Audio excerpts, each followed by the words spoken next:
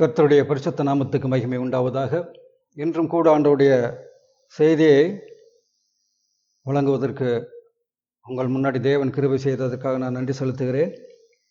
இன்றைக்கும் ஆண்டவருடைய செய்திக்கு நேராக கடந்து போவதற்கு முன்பு நாம் யார் நல்ல சமாரியன் என்பதை குறித்து இன்றைக்கு வேதத்தின் மூலமாக நாம் பார்க்கலாம். லூக்கா எழுதின சுவிசேஷம் 10ஆம் அதிகாரம் 25ஆம் வசனம் முதல் 37 வரை நாம் படிக்கலாம், தியானிக்கலாம். லூக்கா 25, லூக்கா 10:25 முதல் 37. அப்பொழுது நியாயசாஸ்திரி ஒருவன் எழுந்திருந்து அவரை சோதிக்கும்படி, போதகரே, நித்திய ஜீவனை சுதந்தரித்துக் கொள்ளும்படிக்கு நான் என்ன செய்ய வேண்டும் என்று கேட்டான். அதற்கு அவர், நியாய பிரமாணத்தில் என்ன எழுதியிருக்கிறது? நீ வாசித்திருக்கிறது என்ன என்றார். அவன் பிரதியுத்தரமாக, உன் தேவனாகிய கர்த்தரிடத்தில் உன் முழு இருதயத்தோடும், உன் முழு ஆத்துமாவோடும், உன் முழு பலத்தோடும், உன் முழு சிந்தையோடும் அன்பு கூர்ந்து, உன்னிடத்தில் அன்பு கூறுவது போல பிறனிடத்திலும் அன்பு கூறுவாயாக என்று எழுதியிருக்கிறது என்றான். அவர் அவனை நோக்கி, நிதானமாய் உத்தரவு சொன்னாய், அப்படியே செய், அப்பொழுது பிழைப்பாய் என்றார். அவன் தன்னை நீதிமான் என்று காண்பிக்க மனதாய் இயேசுவை நோக்கி, எனக்கு பிறன் யார் என்று கேட்டான். இயேசு பிரதியுத்தரமாக, ஒரு மனுஷன் எருசலேமிலிருந்து எரிகோவுக்கு போகையில் கள்ளர் கையில் அகப்பட்டான். அவர்கள் அவன் வஸ்திரங்களை உரிந்து கொண்டு அவனை காயப்படுத்தி குற்றுயிராக விட்டு போனார்கள். அப்பொழுது தற்செயலாய் ஒரு ஆசாரியன் அந்த வழியே வந்து அவனை கண்டு பக்கமாய் விலகி போனான். அந்தபடியே ஒரு லேவியனும் அந்த இடத்திற்கு வந்து அவரை கண்டு பக்கமாய் விலகி போனான். பின்பு சமாரியன் ஒருவன் பிரயாணமாய் வருகையில் அவனை கண்டு மனதுருகி கிட்ட வந்து அவனுடைய காயங்களில் எண்ணெயும் திராட்சரசமும் வார்த்து காயங்களை கட்டி அவனை தன் சுய வாகனத்தின் மேல் ஏற்றி சத்திரத்துக்கு கொண்டு போய் அவனை பராமரித்தான். மறுநாளிலே தான் புறப்படும் போது 2 பணத்தை எடுத்து சத்திரத்தான் கையில் கொடுத்து, நீ இவனை விசாரித்துக்கொள், அதிகமாக ஏதாகிலும் இவனுக்காக செலவழிந்தால் நான் திரும்பி வரும்போது அதை உனக்கு தருவேன் என்றான். இப்படி இருக்க கள்ளர் கையில் அகப்பட்டவனுக்கு இந்த 3 பேரில் எவன் பிறனாயிருந்தான்? உனக்கு எப்படி தோன்றுகிறது என்றார். அதற்கு அவன், அவனுக்கு இரக்கம் செய்தவனே என்றான். அப்பொழுது இயேசு அவனை நோக்கி, நீயும் போய் அந்தபடியே செய் என்றார். கிறிஸ்துவுக்குள் எனக்கு அன்பானவர்களே, நாம் இதுவரை மனிதர்கள் தங்களுடைய எண்ணங்களை நம்பி வாழும் பொழுது அந்த எண்ணங்களின் முடிவிலே வரக்கூடிய அந்த முடிவான காரியம் அவர்களுக்கு வருத்தத்தை கொடுக்கக்கூடியதாக இருக்கிறது. நாம் நம்முடைய சுய சிந்தனைகளால், எண்ணங்களால் நாம் நம்முடைய வாழ்க்கையிலே நடத்தப்படும் பொழுது நாம் கிறிஸ்துவின் இருதயத்தை பார்க்க முடியாதபடி போகிறோம். எனவே நம்முடைய எண்ணங்கள், சிந்தனைகள் எப்படி இருந்தாலும் சரி, அவைகளை மறுதலித்து நம் ஆண்டவராகிய இயேசு கிறிஸ்துவனுடைய இருதயத்தை நமக்குள்ளே பெற்றுக்கொள்வோமானால், அவருடைய வார்த்தையை நம்முடைய இருதயத்தில் ஒன்றாக ஏற்றுக்கொள்வோமானால், நாம் ஆசீர்வதிக்கப்பட்ட ஒரு அமைதியான அன்பான வாழ்க்கையை நாம் வாழ முடியும். பொதுவாகவே கிறிஸ்தவத்தில் ஆவிக்குரிய வாழ்க்கை என்று சொன்னாலே ஜனங்கள் என்ன நினைக்கிறார்கள் என்றால், நாம் நன்கு வேதம் வாசிக்க வேண்டும், நன்கு ஜெபிக்க வேண்டும், நன்கு உபவாசம் இருக்க வேண்டும், ஆண்டவருக்காக இதை செய்ய வேண்டும், அதை செய்ய வேண்டும் என்று தாங்கள் என்ன செய்ய வேண்டும் என்பதிலேயே அவர்கள் முனைப்பாக இருக்கிறார்கள். அப்படி இருப்பதை நாமும் நம்முடைய சொந்த வாழ்க்கையிலும் கூட நாம் பார்த்திருப்போம், பார்த்து கொண்டிருப்போம். எனவே ஆவிக்குரிய வாழ்க்கை என்பது நம்மை பார்ப்பதல்ல, கிறிஸ்துவை நோக்கி பார்ப்பது. கிறிஸ்து நமக்காக என்ன செய்தார் என்று பார்ப்பது. எனவே இந்த உலகத்தில் ஆண்டவராக இயேசு கிறிஸ்து வந்த பொழுது அவர் மனித உருவத்தோடு வந்தார், மனித சாயலை எடுத்து அவர் வந்தார். ஆனால் அவருக்கு உள்ளாக இருந்த இதயமோ அது தேவனுடையது. தேவனுடைய இருதயமும் தேவனுடைய ஆவியும் கிறிஸ்துவுக்குள்ளாக இருந்தது. ஸோ அந்த தேவனுடைய ஆவியும் தேவனும் நாம் கிறிஸ்துவை நம்பும் பொழுது, கிறிஸ்துவை நம்முடைய இருதயத்தில் ஏற்றுக்கொள்ளும் பொழுது, நாம் அந்த தேவனுடைய ஆவியானவராலே நாம் வழிநடத்தப்படுவோம். பிரியமானவர்களே, அப்பொழுது தேவன் நம்மை எப்படி வழி நடத்துகிறாரோ அவர் அப்படி வழி நடத்த முடியும். அந்த வழியில் நாம் செல்ல முடியும். எனவே ஆவிக்குரிய வாழ்க்கையிலே ஜனங்கள் தங்களுடைய சுய தோற்றத்தை அவர்கள் கண்டுபிடிக்க முடியவில்லை. அவர்களுக்குள்ளே நன்மை செய்ய வேண்டும் என்கிற ஆவல் மிக மிகுதியாக இருக்கிறது. ஆனால் ஒரு பாவியான மனுஷன் எப்படி நன்மை செய்ய முடியும்? தங்களுக்குள் பாவம் இருக்கிறது. அவர்கள் பாவத்துக்குள்ளே மரித்து போயிருக்கிறார்கள். ஸோ இப்படிப்பட்ட மக்கள் ஆண்டவருக்காக எதையாவது செய்ய முடியுமா? முதலாவது அவர்கள் கண்டுபிடிக்க வேண்டியது, நாம் எப்படிப்பட்ட பிரசித்தமான பாவி என்பதை நாம் கண்டுகொள்ள வேண்டும். மாறாக அவர்கள் அந்த தங்களுடைய ஸ்தானத்திலே தேவனுக்கு நல்ல கிரியைகளை செய்து அவரிடத்திலே நீதிமானாக மாற வேண்டும் என்று முயற்சிக்கிறார்கள். பெரும்பான்மையான மக்கள் இப்படித்தான் தங்களுடைய ஆவிக்குரிய வாழ்க்கை என்பது பல காரியங்களை நாம் தேவனுக்காக செய்வது என்று அவர்கள் நினைத்து கொண்டிருக்கிறார்கள். ஆனால் பிரியமானவர்களே, ஆவிக்குரிய வாழ்க்கையோட அடிப்படையே, ஆவிக்குரிய வாழ்க்கையின் மூலாதாரமே தேவன் ஆண்டவராகிய இயேசு கிறிஸ்து மூலமாக அவரை இரட்சகராக இந்த உலகத்துக்கு அனுப்பி சிலுவையிலே அவரை மரிக்கும்படி செய்து, அவர் ரத்தம் சிந்தும்படி செய்து, நம்முடைய பாவங்களை முற்றிலுமாக கழுவி நம்மை பரிபூர்ணமானவர்களாக நித்தியமாக பாவத்திலிருந்து மீட்டெடுத்திருக்கிறார் என்கிற இந்த சத்தியத்தை நாம் புரிந்து கொள்வதுதான் ஆவிக்குரிய வாழ்க்கையில் முதல் அங்கமாக, அது ஒரு அடிப்படையாக இருக்க வேண்டும். எனக்கு அன்பானவர்களே, எனவேதான் தேவன் மனிதர்களுக்கு கற்பனைகளையும் கட்டளைகளையும் கொடுத்தார்.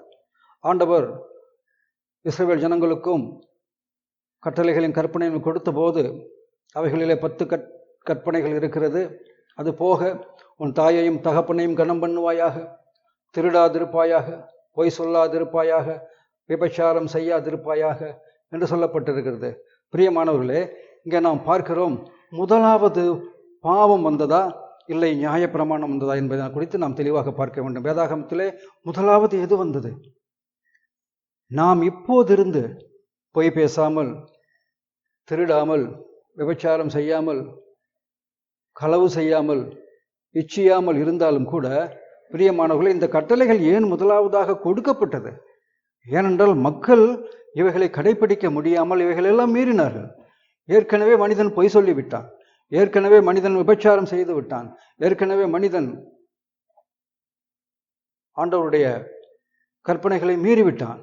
எனவே அந்த மீறின பாவம் மனிதன் இப்போதிருந்து இனிமேல் நான் செய்ய மாட்டேன், இனிமேல் நான் அந்த பாவங்களை செய்ய மாட்டேன் என்று சொல்லக்கூடிய ஒரு காரியத்தினாலே அந்த செய்துவிட்ட பாவங்கள் ஒரு காலம் மறைக்க முடியாது.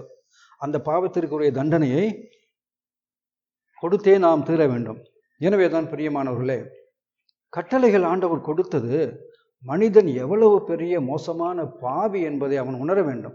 கட்டளைகளை நான் கடைபிடிக்க முடியவில்லை, முயற்சி செய்தேன் ஆனால் முடியவில்லை, திரும்ப திரும்ப நான் கட்டளைகளை நான் மீறிக்கொண்டே இருக்கிறேன் என்று சொல்லும் பொழுது அவன் தன்னுடைய 2 கைகளையும் தூக்கி, நான் கட்டளைகளுக்கு முன்னால் தோற்று போய்விட்டேன், என்னால் ஆண்டவருடைய கற்பனைகளை கடைபிடிக்க முடியாது என்கிற மனநிலைக்கு அவன் வரும் பொழுது அவன் தன்னுடைய பாவ சாயலை 100% தன்னுடைய 100% பாவ சாயலை அவனால் பார்க்க முடியும். அப்பொழுது அவன் தனக்கு ஒரு இரட்சகர் தேவை என்பதை அவன் இருதயத்தால் உணர முடியும். பிரியமானவர்களே, அதற்காகத்தான் ஆண்டவர் கற்பனைகளையும் கட்டளைகளையும் கொடுத்திருந்தார். ஆனால் மனிதர்கள் அதை பின்பற்ற ஆண்டவர் கொடுத்தார் என்று தவறாக எடுத்துக்கொண்டு, வேதத்தை புரியாதவர்கள், வேதத்தை சரியாக உணராதவர்கள், அவைகளை கடைபிடிக்க தேவன் கொடுத்தார் என்று சொல்லி அவைகளை கடைபிடிக்க முற்படுகிறார்கள். பிரியமானவர்களே, அப்படி கற்பனைகளை அவர்கள் கடைபிடித்தாலும் கூட இறுதியில் அவர்கள் சபிக்கப்படுவார்கள்.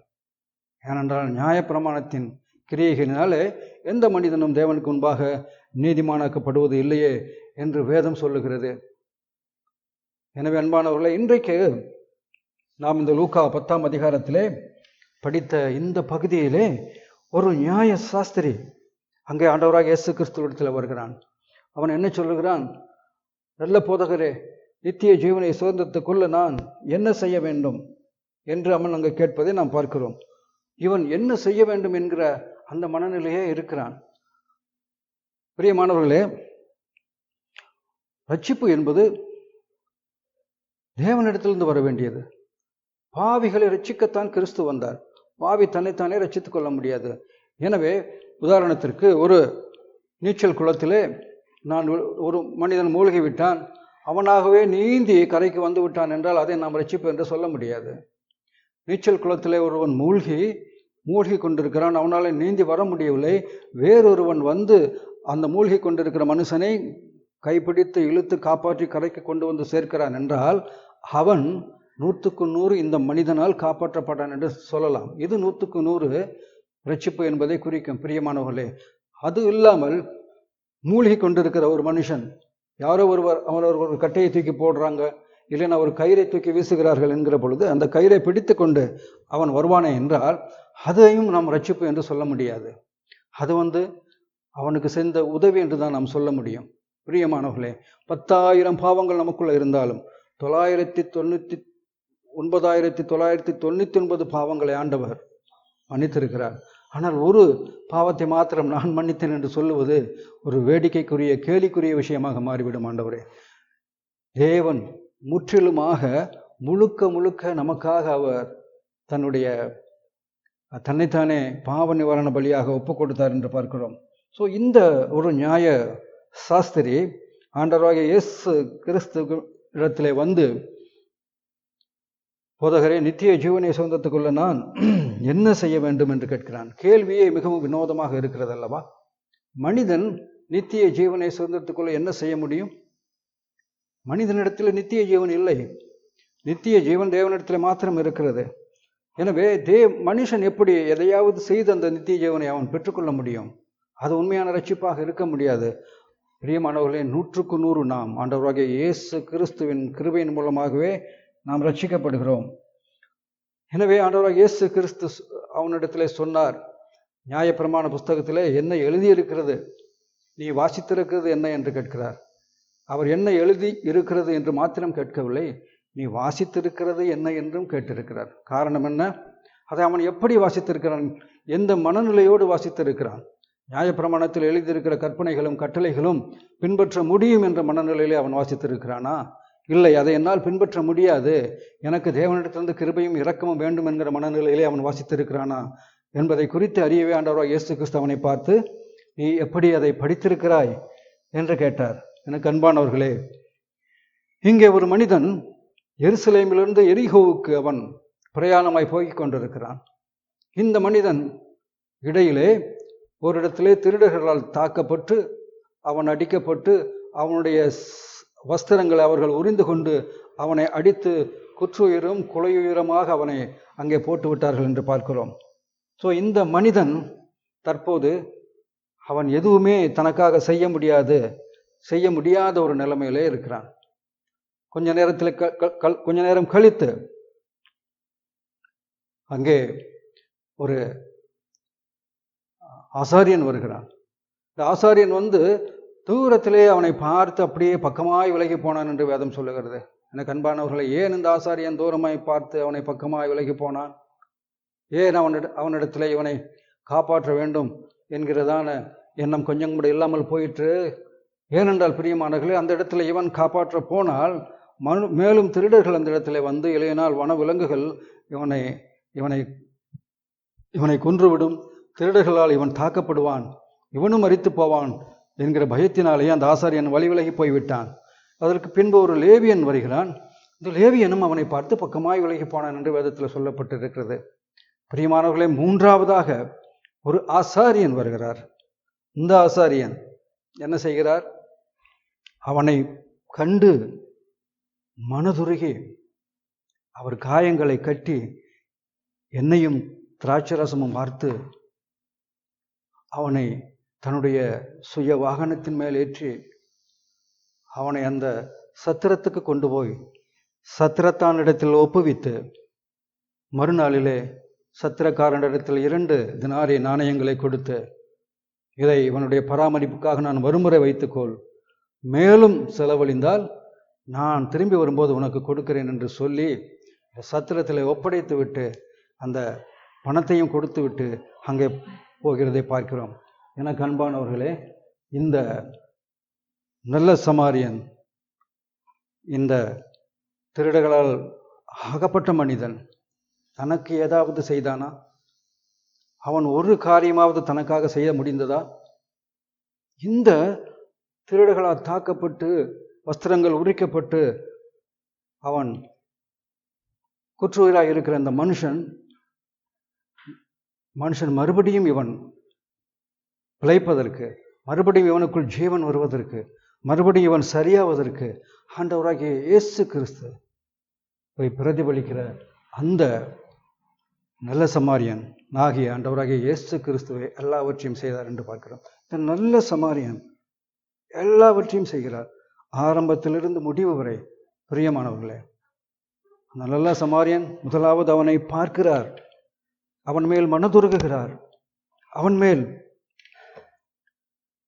கண்டு மனதுருகி அவனுடைய காயங்களை கட்டி திராட்சரசமும் எண்ணெயும் வார்த்து தன்னுடைய சுய வாகனத்தின் மேல் ஏற்றி சத்திரத்திற்கு கொண்டு போய் சத்திரக்காரனிடத்தில் ஒப்படைத்து இவனை கவனித்துக்கொள் என்று சொல்லி மறுநாளிலும் கூட 2 தினாரின் நாணயங்களை கொடுத்து நான் வரும் வரை இவனை கவனித்துக்கொள், மேற்கொண்டு ஏதும் செலவானால் அதையும் நான் திரும்பி வரும்போது உனக்கு திருப்பி தருகிறேன் என்று சொல்லப்பட்டிருக்கிறது.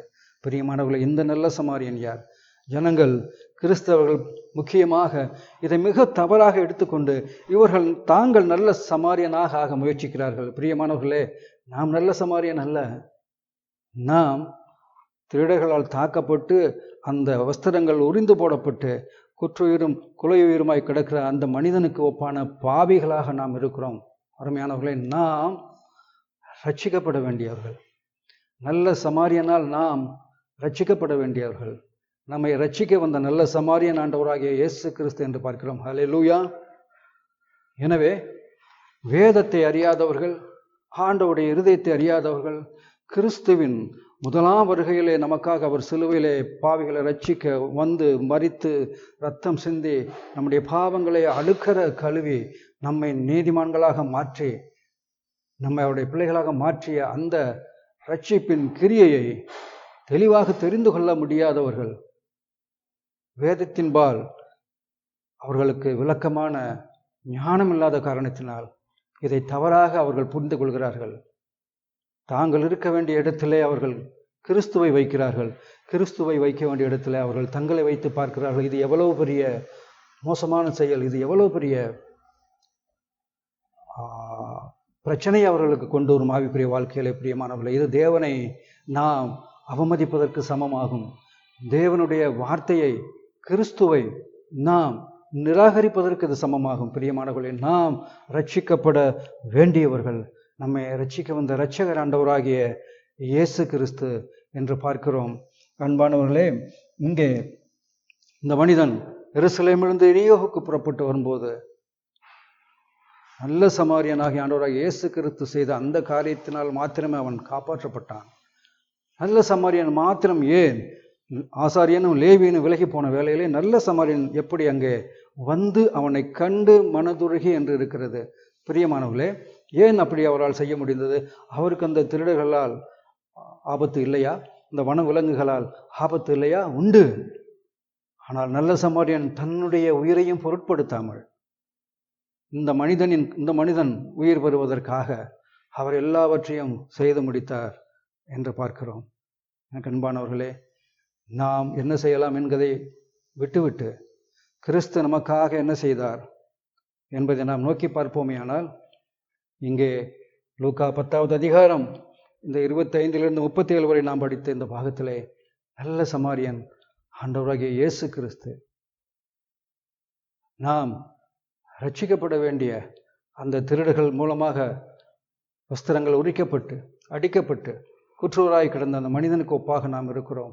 நம்மிடத்திலே பாவம் இருக்கிறது, பாவிகள் ஆகி நாம் இருக்கிறோம். எனவே நாம் நம்மை நாமே ரட்சித்து கொள்ள முடியாது. எப்படி நான் சொன்னேனோ, அந்த நீச்சல் குளத்திலே மூழ்கும் பொழுது ஒருவன் வந்து நம்மை முழுக்க காப்பாற்றி கொண்டு கரை சேர்ப்பதுதான் முழுமையான ரட்சிப்பு. பிரியமானவர்களே, அதிலே நாம் கொஞ்சம் சேர்த்து கொள்ளலாம் என்றெல்லாம் இல்லை. ஆண்டவருடைய வசனம் சொல்லுகிறது, தேவனின் கிரியையோடு தேவனுடைய வசனத்தோடு ஒன்றையும் நாம் கூட்டவும் முடியாது, குறைக்கவும் முடியாது என்று வேதம் சொல்லுகிறது. எனவே கிறிஸ்து நாம் முழுமையான பரிபூர்ணமான மக்களாக அவருக்கு முன் நிறுத்தப்படுவதற்கு, ஆசீர்வதிக்கப்படுவதற்கு தேவையான எல்லா காரியங்களையும் ஆண்டவராக இயேசு கிறிஸ்து நமக்காக சிலுவையிலே அவர் செய்து முடித்திருக்கிறார். அல்லேலூயா. நாம் பார்க்கலாம், கலாத்தியர் 3:19 என்ன சொல்லப்பட்டிருக்கிறது என்றால், நியாயப்பிரமாணம் கொடுக்கப்பட்டதின் நோக்கமே அது இன்னும் நாம் நியாயப்பிரமாணத்தை கடைபிடிக்க முடியாமல் போய்விடுவோம் என்கிற ஒரு காரியத்தை வலியுறுத்தவே அந்த வசனம் சொல்லப்பட்டிருக்கிறது. கலாத்தியர் 3:19 அக்கிரமங்களின் நிமித்தமாக கூட்டப்பட்டும் என்று எழுதப்பட்டிருக்கிறது. மீறுதல்கள் அதிகமாகும் பொருட்டு, அக்கிரமங்கள் அதிகமாகும் பொருட்டே அந்த கட்டளைகள் நமக்கு கொடுக்கப்பட்டிருக்கிறது என்று பார்க்கிறோம். மேலும் எபேசியர் 2ஆம் அதிகாரம் 8வது வசனத்தில் நாம் படிக்கிறோம், கிருபையினாலே விசுவாசத்தை கொண்டு, கிறிஸ்து இயேசுவில் கிருபையினாலே விசுவாசத்தை கொண்டு இரட்சிக்கப்பட்டீர்கள். இது உங்களால் உண்டானதல்ல, இது தேவனுடைய ஈவு என்று சொல்லப்பட்டிருக்கிறது. எனக்கு அன்பானவர்களே, மறுமுறையும் நாம் இந்த வசனத்தை நாம் இருதயத்தில் பதிக்கலாம். எபேசியர் 2:8, கிருபையினாலே விசுவாசத்தை கொண்டு இரட்சிக்கப்பட்டீர்கள். இது உங்களால் உண்டானதல்ல, இது தேவனுடைய ஈவு. இது உங்களால் உண்டானதல்ல, இது எவராலும் உண்டானதல்ல. இந்த எருசலேமிலிருந்து எரிகோவுக்கு போன இந்த மனுஷன் திருடர்களால் அடிக்கப்பட்டு, கொல்லப்பட்டு, வஸ்திரங்கள் உரிக்கப்பட்டு அவன் பாதையிலே போடப்பட்டிருந்த பொழுது அவன் எந்த ஒரு காரியமும் செய்யவில்லை. பிரியமானவர்களே, இந்த நல்ல சமாரியன் தான் எல்லாவற்றையும் அவர் செய்து முடித்தார் என்று பார்க்கிறோம். இந்த நல்ல சமாரியன் அவனை கண்டு மனதுருகி அவன் காயங்களை கட்டி திராட்சரசமும் எண்ணெயும் வார்த்து தன்னுடைய சுய வாகனத்தின் மேல் ஏற்றி, பிரியமானவர்களே, இந்த சுய வாகனத்தின் மேல் நல்ல சமாரியன் ஏற்றினாரா, இல்லை அந்த மனிதன் தனக்குத்தானே எழுந்து இந்த வாகனத்தின் மேல் ஏறிக்கொண்டானா? நல்ல சமாரியன் அவனை சுய வாகனத்தின் மேல் ஏற்றி அவனை சத்திரத்துக்கு கொண்டு வந்து சத்திரக்காரனிடத்தில் ஒப்படைத்து, இவனை நீ வரும் வரை பார்த்துக்கொள், அதுவரைக்கும் 2 தினாரி பணங்களையும் கொடுத்து, மேலும் செலவழிந்தாலும் நீ அதை அவனுக்காக செலவு செய்து கொள், நான் திரும்பி வரும்போது உனக்கு எல்லாவற்றையும் கொடுத்து விடுகிறேன் என்று அவன் சொல்லியிருக்கிறான். பிரியமானவர்களே, இந்த பகுதியானது ஆண்டவராகிய இயேசு கிறிஸ்து நமக்காக சிலுவையிலே ரத்தம் சிந்தி மரித்து, நமக்காக தன்னுடைய ஜீவனை கொடுத்து, நம்முடைய இரத்தத்தை சிந்தி, நம்முடைய முழுக்க நம்முடைய பாவங்களை அவர் மன்னித்திருக்கிறார். பிரியமானவர்களே, அந்த கிறிஸ்துவின் நம்முடைய இருதயம் ஒன்றாகும்போது நாம் பாவ மன்னிப்பை பெற்றவர்களாக, பாவிகளாக அல்ல, நீதிமான்களாக மாற்றப்பட்டவர்களாக அவருக்கு முன்பாக இருப்போம். ஹல்லேலூயா. இதுதான் ஆண்டவர் நமக்கு அவரை விசுவாசிப்பதன் மூலமாக கொடுத்திருக்கிற ஒரு சுதந்திரம். எனக்கு அருமையானவர்களே, கிறிஸ்து நம்மை பரிபூர்ணப்படுத்தி இருக்கிறார். அவர் நம்மை இரட்சித்திருக்கிறார். அதில் ஒரு குறைவும் இல்லாமல் பார்த்து கொண்டிருக்கிறார். ஏனென்றால் கிறிஸ்து நம் பாவங்களை இரட்சிக்க வேண்டிய பொறுப்பும் கடமையும் கிறிஸ்துவுக்கு உண்டு. ஏனென்றால் அவர் இரட்சகர், நாம் இரட்சிக்கப்பட வேண்டியவர்கள், நாம் பாவி.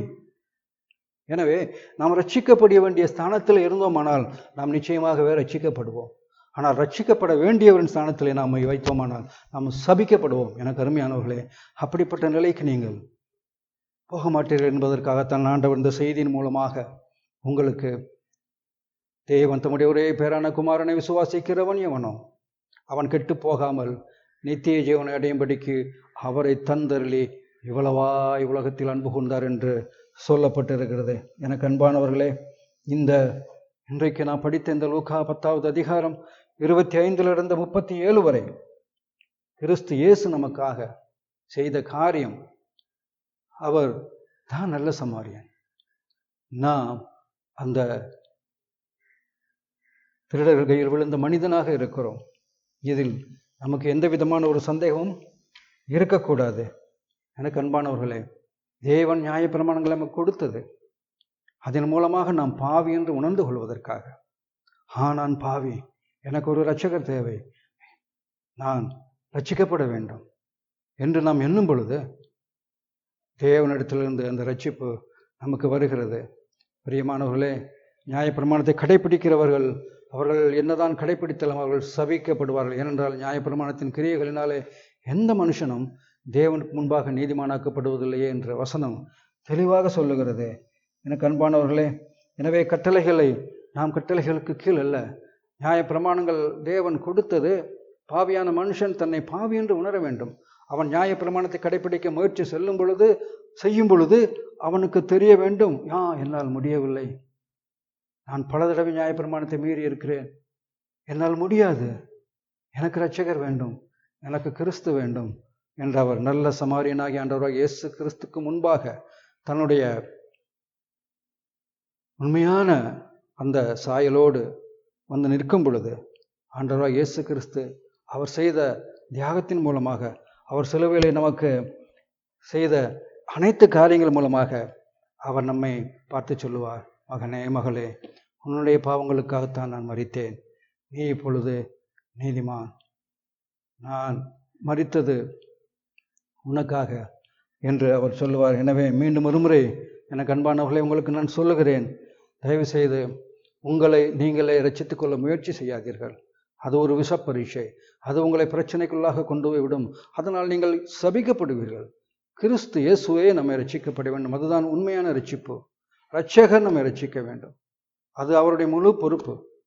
எனவே ஆண்டவராகிய இயேசு கிறிஸ்து வந்து இந்த ரட்சிப்பதற்கான அனைத்து காரியங்களும் அவர் சிலுவையிலே செய்து முடித்து விட்டபடினால் இன்று நாம் தைரியமாக அவருடைய பிள்ளைகளாக, பாவங்கள் மன்னிக்கப்பட்டவர்களாக, நீதிமான்களாக அவர் முன்பு நாம் ஆனந்த சத்தமிட முடியும் என்று நான் விசுவாசிக்கிறேன்.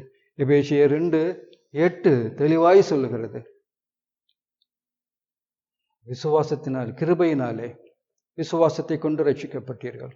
இது உங்களால் உண்டானதல்ல, இது தேவனுடைய ஈவு, ஒருவரும் பெருமை பாராட்டாதபடிக்கு இது உங்களால் உண்டானதல்ல என்று சொல்லப்பட்டிருக்கிறது. பிரியமானவர்களே, ஏன் அப்படி சொல்லப்பட்டிருக்கிறது? அன்பானவர்களே, ஆண்டவராகிய இயேசு கிறிஸ்து மொத்த உலகத்தின் மனுக்குலத்துக்காக பாவத்தை மன்னிப்பதற்கு அவர் நமக்கு பதிலாக சிலுவையிலே மரித்ததினாலே எந்த மனுஷனும் தேவனுக்கு முன்பாக பெருமை பாராட்ட முடியாது. எனவே பிரியமானவர்களே, நாம் நல்ல சமாரியன் அல்ல. நல்ல சமாரியனாக நீங்கள் முயற்சிக்க வேண்டாம். நீங்கள் உங்களுடைய ரட்சிக்கப்பட வேண்டிய மக்களாக நீங்கள் தேவனுக்கு முன்பாக நிற்கும் பொழுது நீங்கள் நிஜமாகவே உண்மையாகவே ரட்சிக்கப்படுவீர்கள். அதை தேவன் அருளி இருக்கிறார். எனவே இந்த செய்தி உங்களுடைய இருதயத்திலே ஒரு நம்பிக்கையும் விசுவாசத்தையும் சந்தோஷத்தையும், முக்கியமாக விசேஷமாக பாவ மன்னிப்பின் சந்தோஷத்தை உங்களுக்கு கொடுத்திருக்கும் என்று நான் நம்புகிறேன். எனவே அடுத்த செய்தியிலே உங்களை சந்திக்கும் வரை உங்களிடம் நான் விடைபெறுகிறேன். தேவன் தாமே நம்மோடு கூட இருப்பாராக. நன்றி.